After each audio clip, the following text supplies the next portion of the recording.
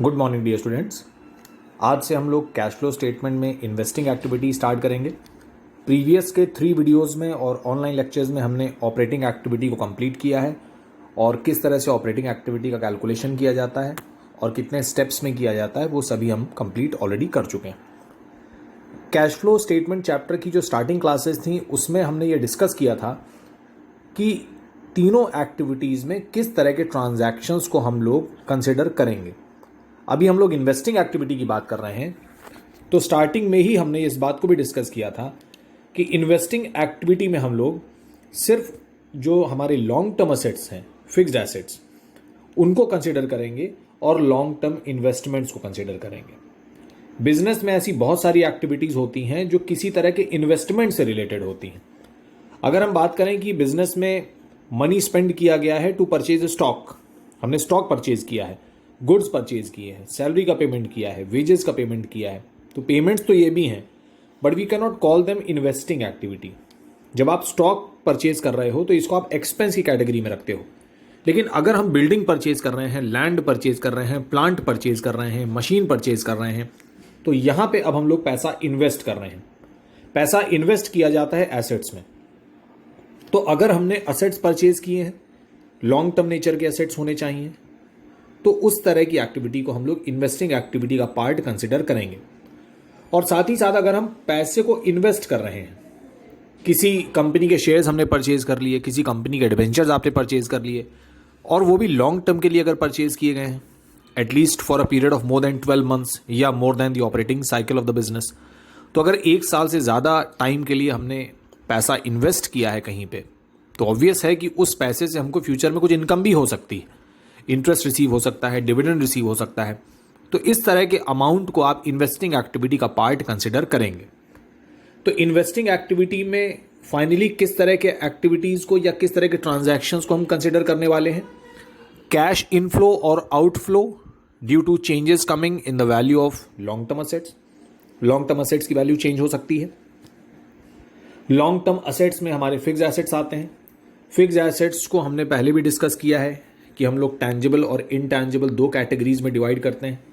तो अगर उसमें कोई चेंज आ रहा है तो असेट्स में क्या चेंज आ सकता है? देखिए, असेट हमारा इंक्रीज भी कर सकता है और डिक्रीज भी हो जाएगा। इंक्रीज हो रहा है असेट, दैट मीन्स असेट को परचेज किया गया, और अगर डिक्रीज किया है तो हमने असेट को सेल किया है। डिक्रीज का एक रीजन ये भी हो सकता है कि हमने असेट को राइट ऑफ किया है। जैसे गुडविल के बारे में हमने पहले भी डिस्कस किया ऑपरेटिंग एक्टिविटी में कि गुडविल भी एक फिक्स्ड एसेट है, इनटैंजिबल की कैटेगरी में आता है। कभी इंक्रीज भी हो सकता है तो डिक्रीज भी हो जाएगा। अगर डिक्रीज हो रहा है तो उसको आप सेल नहीं मानेंगे, उसे आप राइट ऑफ मानते हैं। तो goodwill can be written off, patents write off हो सकते हैं। दैट मीन जो हमारे इनटैंजिबल एसेट्स हैं वो राइट ऑफ भी हो सकते हैं। लेकिन अगर वो इंक्रीज कर रहे हैं तो फिर वो परचेज हो जाएगा। अगर गुडविल की वैल्यू इंक्रीज कर रही है तो we should call it purchase of goodwill. तो वैसे ही टैंजिबल असेट्स भी हैं, लैंड, बिल्डिंग, प्लांट, मशीनरी। अगर इन असेट्स को आप देखें तो ये असेट इंक्रीज भी कर सकते हैं, डिक्रीज भी कर सकते हैं। अगर इंक्रीज हो रहे हैं तो हम कहेंगे purchase of land, purchase of plant, purchase of machinery. अगर डिक्रीज हो रहा है तो डिक्रीज के पीछे क्या रीज़न हो सकता है? हो सकता है असेट को आपने सेल कर दिया हो, land is sold, machine is sold, plant is sold, furniture is sold, और डेप्रीसिएशन भी उसके पीछे एक रीज़न हो सकता है।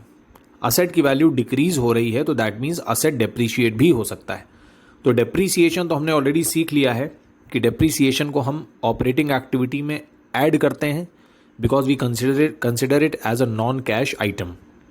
तो यहाँ पे हमें किस बात पे ध्यान रखना है कि असेट अगर इंक्रीज हो रहा है तो परचेज हो सकता है और डिक्रीज हो रहा है तो सेल भी हो सकता है। तो इसी तरह के एक्टिविटीज़ को हमको इन्वेस्टिंग एक्टिविटी का पार्ट कंसिडर करना होगा। तो असेट्स में फिक्स्ड असेट्स की बात हो रही है यहाँ पे सिर्फ, और फिक्स्ड असेट में भी टैंजिबल एंड इनटैंजिबल असेट्स। और इन्वेस्टमेंट्स की अगर बात करें तो इन्वेस्टमेंट्स में हम लॉन्ग टर्म इन्वेस्टमेंट की यहाँ पे बात कर रहे हैं। बैलेंस शीट की हेडिंग्स को हम लोग ऑलरेडी बैलेंस शीट चैप्टर में कंप्लीट कर चुके हैं, और बैलेंस शीट की हेडिंग को अगर हम थोड़ा सा ध्यान दें तो असेट साइड पहली हेडिंग होती है नॉन करेंट असेट की, और नॉन करेंट असेट के अंडर में 5 हेडिंग्स होती हैं, FNDLO। F stands for fixed assets, N stands for non current investments. तो इन्हीं दोनों की बात हो रही है इस समय इन्वेस्टिंग एक्टिविटी में। तो इन्वेस्टिंग एक्टिविटी को कंप्लीट करने के लिए जो डेटा आपको चाहिए होगा वो बैलेंस शीट में कहाँ से मिलेगा आपको? नॉन करेंट असेट की जो हेडिंग होगी उसके अंडर में हमारा 5 हेडिंग्स होते हैं। तो फर्स्ट और सेकंड हेडिंग पे आप ध्यान देंगे, फिक्स्ड एसेट्स। फिक्स्ड एसेट्स के अंडर में आपको टेंजिबल और इनटेंजिबल दोनों मिल जाएंगे, और and means non current investment. तो इन्वेस्टमेंट की वैल्यू भी इंक्रीज डिक्रीज हो सकती है। इंक्रीज हो रही है तो that means further money has been invested, और डिक्रीज हो रही है तो that means money has been encashed, investments have been encashed. तो इसी को हम लोग ध्यान रखेंगे और इस एक्टिविटी को कंप्लीट करेंगे। यहाँ लिखा भी है, cash flow from investing activity is determined bye analysing the changes in fixed assets and long term investments. तो फिक्स्ड एसेट्स मैंने अभी बता दिया, बैलेंस शीट की फिक्स्ड एसेट हेडिंग पे आप ध्यान देंगे। और लॉन्ग टर्म इन्वेस्टमेंट कहाँ मिलेंगे आपको? N, that means non current investment. Beginning और एंड को आप कंपेयर करते हैं तो हमको इंक्रीज और डिक्रीज कंफर्म हो जाता है। यहाँ पे लिखा भी हुआ है, treatment of important items while calculating cash flow from investing activity. तो इन्वेस्टिंग एक्टिविटी में कौन से आइटम्स पे हमको ध्यान रखना है? असेट्स के बारे में मैंने बता दिया आपको कि असेट्स की अगर हम बात करें तो असेट्स सेल हो सकता है और इन्वेस्टमेंट भी सेल हो सकता है। इन्वेस्टमेंट हम करते ही इसीलिए है कि फ्यूचर में अगर प्रॉफिट होगा तो उसको सेल करेंगे हम। तो असेट को भी हम सेल कर सकते हैं और इन्वेस्टमेंट को भी हम सेल कर सकते हैं, परचेज भी कर सकते हैं। ये देखिए थर्ड पॉइंट में लिखा हुआ है, परचेज ऑफ असेट और purchase of non current investment. तो पॉइंट नंबर 1 में सेल की बात हो रही है, पॉइंट नंबर 3 में परचेज। तो परचेज और सेल दोनों हो सकता है। उसके बाद अगर इन दोनों आइटम से रिलेटेड कोई ट्रांजैक्शन है, जैसे आपने बिल्डिंग परचेज कर लिया, तो purchase of building investing activity का पार्ट हो गया। उसके बाद उस बिल्डिंग को आपने रेंट पे दे दिया, वहां से कुछ रेंट आपको मिल रहा है। तो ये जो रेंट आपको रिसीव हो रहा है ये बिल्डिंग की वजह से मिल रहा है आपको, और purchase of building already investing activity का पार्ट है। तो ये जो रेंट रिसीव हो रहा है हमको, ये भी इन्वेस्टिंग एक्टिविटी का पार्ट ही कंसिडर किया जाएगा। इसको मैं ऑपरेटिंग एक्टिविटी में भी आपको बता चुका हूं कि interest received, dividend received, rent received, ये सारी इनकम्स होती हैं बट नॉन ऑपरेटिंग नेचर की इनकम्स होती हैं। इसीलिए ऑपरेटिंग में इनको माइनस किया जाता है और इन्वेस्टिंग में इनको ऐड किया जाएगा। तो इन्वेस्टिंग एक्टिविटी की जब बात करें तो rent from property, interest received, dividend received, ये सभी हमारे इनकम्स होते हैं इन्वेस्टिंग एक्टिविटी के। तो इनको हम as a cash inflow treat करते हैं, तो इसको हम लोग ऐड करते हैं इन्वेस्टिंग एक्टिविटी में। तो किसी भी एक्टिविटी से अगर पैसा आ रहा है बिजनेस में तो we call it inflow of cash, और अगर पैसा जा रहा है तो this is outflow of cash. जैसे अगर हम असेट को परचेज करें, पॉइंट नंबर 3 में लिखा हुआ है, तो इसको आउटफ्लो कंसिडर किया जाएगा, तो इसको डिडक्ट किया जाएगा, माइनस किया जाएगा। अगर हम असेट को सेल करें, पॉइंट नंबर 1 में लिखा हुआ है, तो पैसा मिलेगा, इनफ्लो कंसिडर किया जाएगा, ऐड होगा ये। तो 2 आइटम्स यहाँ प्लस के लिखे हुए हैं। थर्ड आइटम माइनस को का है क्योंकि आप परचेज कर रहे हो तो cash will go out of the business. और लास्ट में है increase in accrued interest. Accrued interest means interest earned but not received. तो ऐसा इंटरेस्ट जो अर्न हो गया है पर रिसीव नहीं हुआ। तो जो टोटल इंटरेस्ट है उसमें से आप इस इंटरेस्ट को हटा देंगे, क्योंकि cash flow statement cash basis पे प्रिपेयर किया जाता है।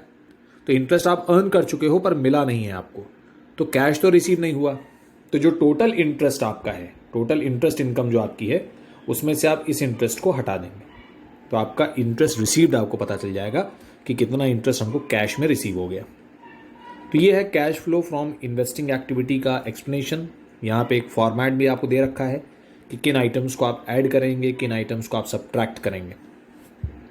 तो इनफ्लो कब होगा? जब हम असेट्स को सेल करेंगे। टेंजिबल असेट्स भी सेल हो सकते हैं, इनटेंजिबल असेट भी सेल हो सकते हैं। तो यहाँ लिखा हुआ है proceeds from sale. Proceeds from sale means amount received by selling the asset. तो टेंजिबल असेट भी सेल हो सकता है, फॉर एग्जांपल मशीन, और इनटेंजिबल असेट भी सेल हो सकता है, फॉर एग्जांपल गुडविल। उसके बाद आप जो इन्वेस्टमेंट्स आपने कर रखे हैं उसको आप सेल भी कर सकते हो। उसके बाद ये जो इन्वेस्टमेंट्स आपने किए इससे आपको इनकम भी हो सकती है, इंटरेस्ट रिसीव्ड हो सकता है, डिविडेंड रिसीव हो सकता है, रेंट रिसीव हो सकता है। जो आपने असेट परचेज कर रखे हैं उससे आपको रेंट भी रिसीव हो सकता है। तो इस तरह का कोई भी ट्रांजैक्शन होगा तो it will result in inflow of cash. यहाँ से पैसा हमको मिल रहा है तो ये सभी हमारे पॉजिटिव आइटम्स हैं। उसके बाद नेगेटिव आइटम्स कौन से हैं? Negative means outflow. Outflow means cash use कब होगा आपका? अगर आप असेट को परचेज करते हैं तो आपका कैश जो है वो यूज़ हो जाएगा। तो लिखा हुआ है payment for purchase of tangible assets. उसी तरह से इनटैंजिबल असेट भी आप परचेज कर सकते हो, इन्वेस्टमेंट्स भी आप परचेज कर सकते हो। तो ये आइटम्स जो हैं, these type of items will result in outflow of cash and hence they will be subtracted.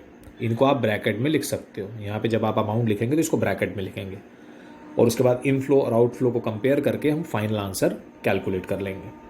तो ये ध्यान रखेंगे, इन्वेस्टिंग एक्टिविटी में सिर्फ फिक्स एसेट्स और नॉन करेंट इन्वेस्टमेंट्स पे हमको ज़्यादा ध्यान देना है। इसी से हमारा पूरा आंसर कंप्लीटली आ जाएगा।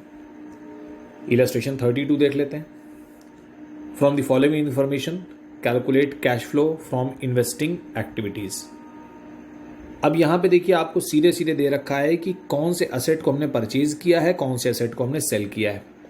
तो जो परचेज वाले आइटम्स हैं वो नेगेटिव आइटम्स होंगे क्योंकि ये आउटफ्लो ऑफ कैश हो जाएगा, और सेल वाले आइटम पॉजिटिव आइटम होंगे क्योंकि ये इनफ्लो ऑफ कैश हो जाएगा।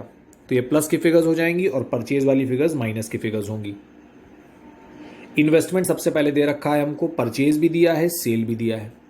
तो परचेज को माइनस आइटम की तरह लिखेंगे और सेल को प्लस आइटम की तरह से लिखा जाएगा। गुडविल सिर्फ परचेज हुआ है तो नेगेटिव आइटम है। मशीनरी परचेज भी हुआ, सेल भी हुआ, और पेटेंट्स सिर्फ सेल हुए हैं। अब किसी भी असेट के बारे में अगर आपको कुछ एडिशनल इंफॉर्मेशन भी दी है तो आप तुरंत उसका अकाउंट बना लेंगे। अगर सिर्फ इतनी ही इंफॉर्मेशन दी, जैसे फॉर एग्जांपल इन्वेस्टमेंट, परचेज भी दिया है, सेल भी दिया है, तो यहाँ तो डायरेक्टली हमको फिगर दी हुई है।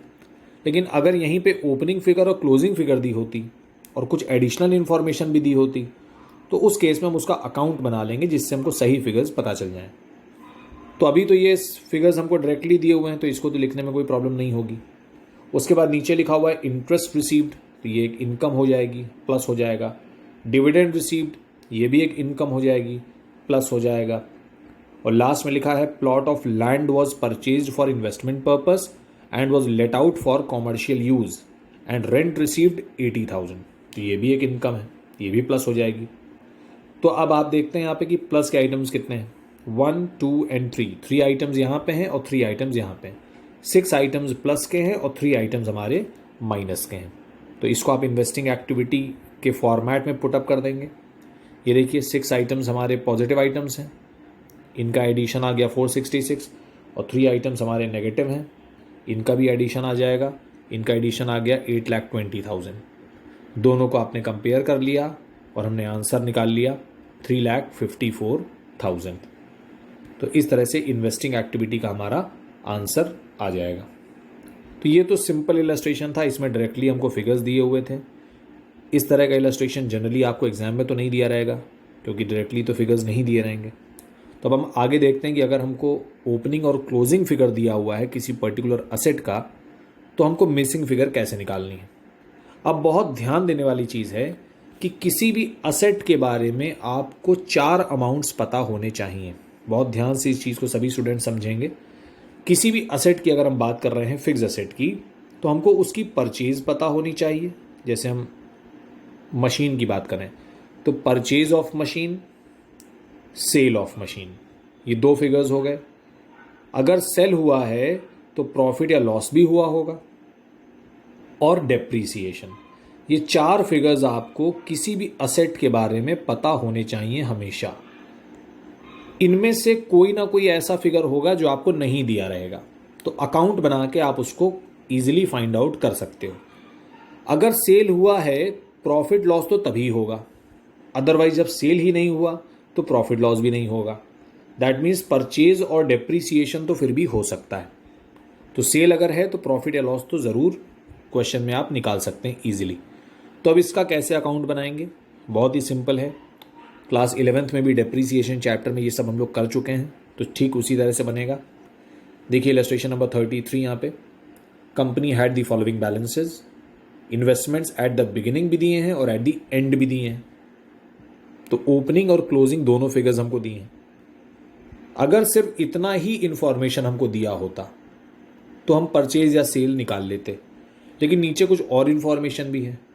During the year the company sold 40% of its investment held in the beginning at a profit of 8400।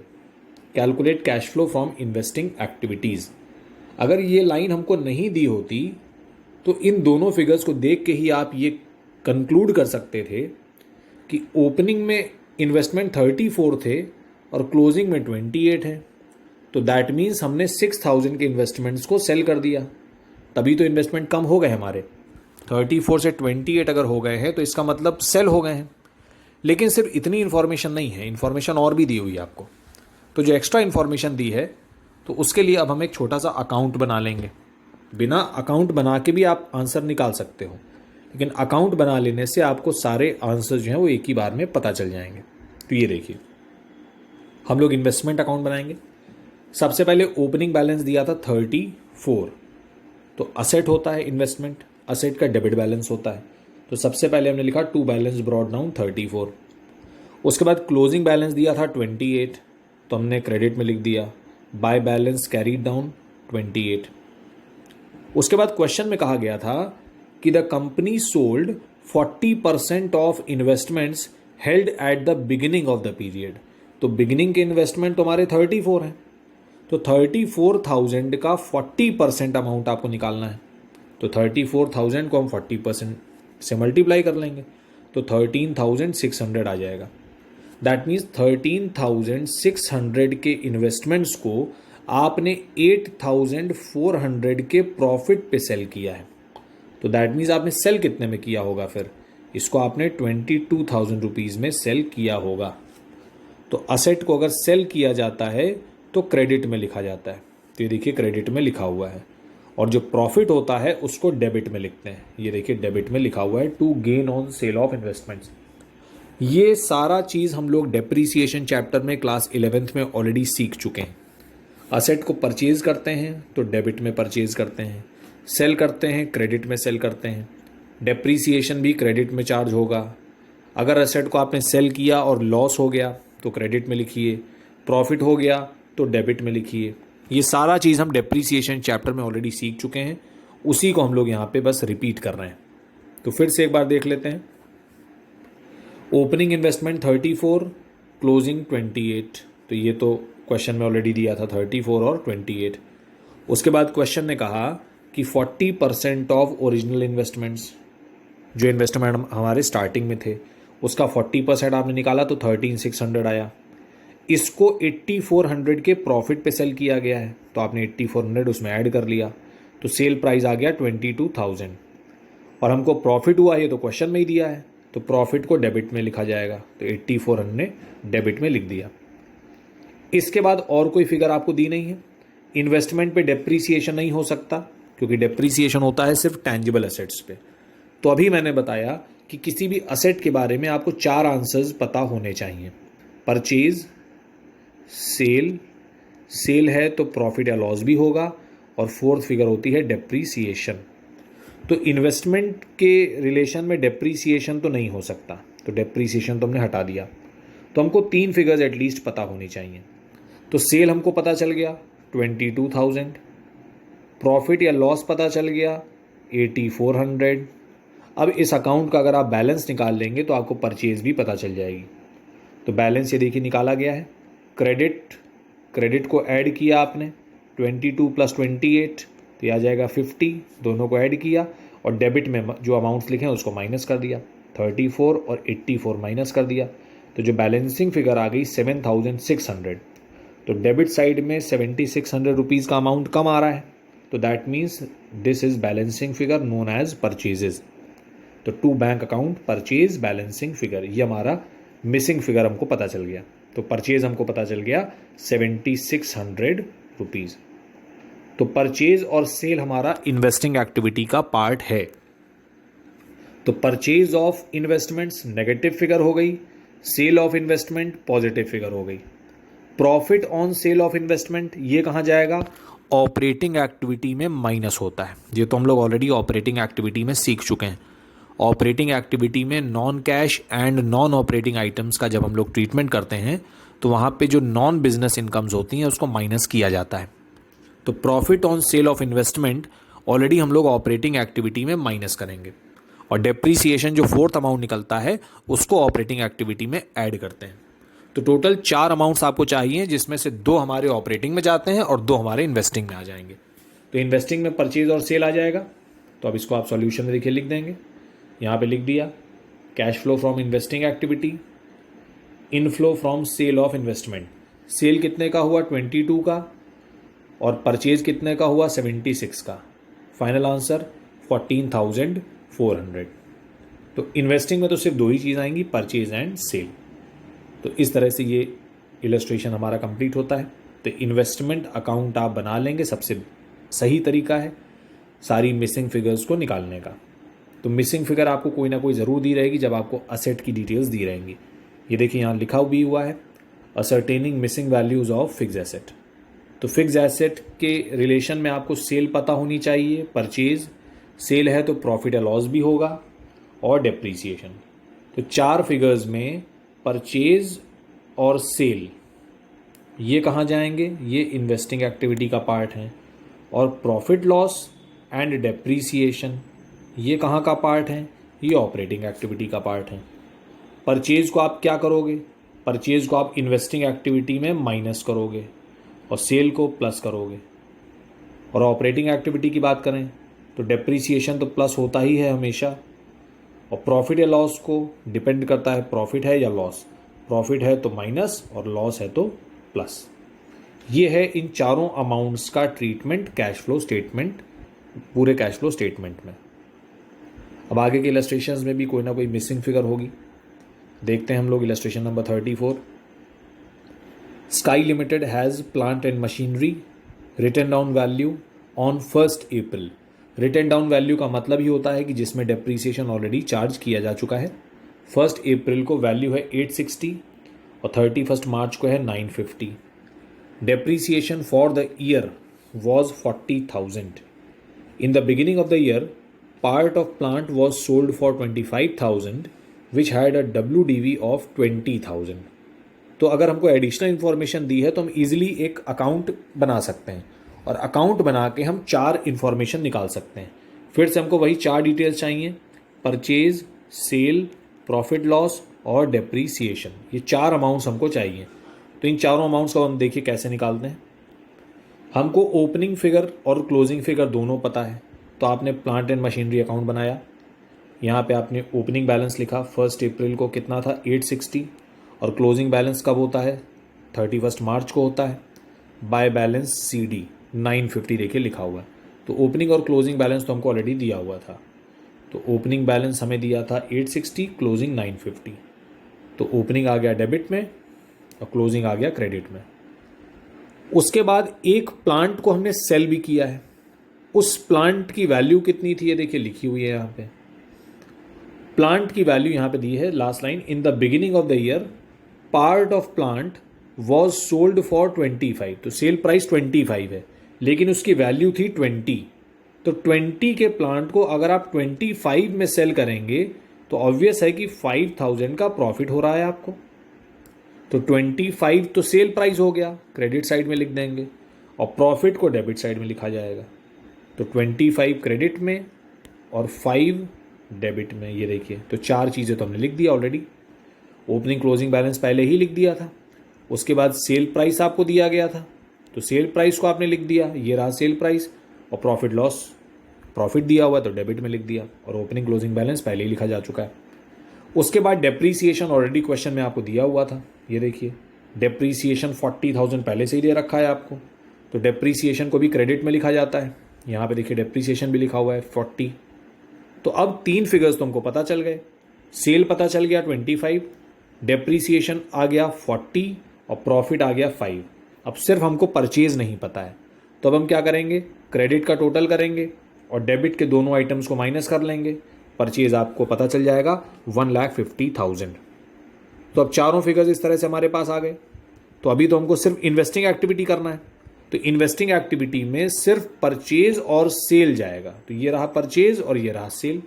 तो परचेज और सेल को आप इन्वेस्टिंग में लिखते हैं। डेप्रीसिएशन का क्या करते हैं, ऑपरेटिंग एक्टिविटी में प्लस, और प्रॉफिट का आप क्या करेंगे, ऑपरेटिंग एक्टिविटी में माइनस। तो ऑपरेटिंग एक्टिविटी तो अभी हमको नहीं करना है, हमें सिर्फ इन्वेस्टिंग करना है। तो इन्वेस्टिंग का ये देखिए आंसर यहाँ पे, cash paid to purchase plant ये निगेटिव फिगर हो गई और sale of plant positive figure हो गई। दोनों को बैलेंस करके आंसर आ गया -125। नेगेटिव आंसर आ रहा है तो यहाँ पे आप लिखेंगे cash used in investing activity, cash used term use किया जाएगा। तो इस तरह से हम लोग इन्वेस्टिंग एक्टिविटी कर रहे हैं जहाँ पे हमको असेट्स के बारे में कुछ एडिशनल इन्फॉर्मेशन दी रखी है और उस एडिशनल इन्फॉर्मेशन से आप कोई मिसिंग फिगर का कैलकुलेशन करते हैं और उसके बाद आप cash flow from investing activity में उन फिगर्स को पुटअप करते हैं। तो आज हमने इन्वेस्टिंग एक्टिविटी को स्टार्ट किया है और कुछ उसका डिस्कशन भी हमने किया। आगे के इलस्ट्रेशंस में हम लोग देखेंगे कि किस तरह से हमारा जो असेट अकाउंट है वो ओरिजिनल कॉस्ट बेसिस पे बन सकता है और WDV बेसिस पे भी बन सकता है। तो क्या चेंज आएगा, ये सब हम लोग क्लास 11th में भी कर चुके हैं, तो उसी को एक बार हम लोग रिवाइज करेंगे, पर उसको हम लोग नेक्स्ट वीडियो लेक्चर में करेंगे। तो आई होप इतना सभी स्टूडेंट्स को समझ में आया होगा और इसके अनसॉल्व्ड क्वेश्चंस भी आप लोग ज़रूर लगाएंगे। मैं कुछ अनसॉल्व्ड क्वेश्चन बता दूंगा, उसको सभी स्टूडेंट्स अपनी कॉपीज़ में कर लेंगे। Thank you so much, God bless you.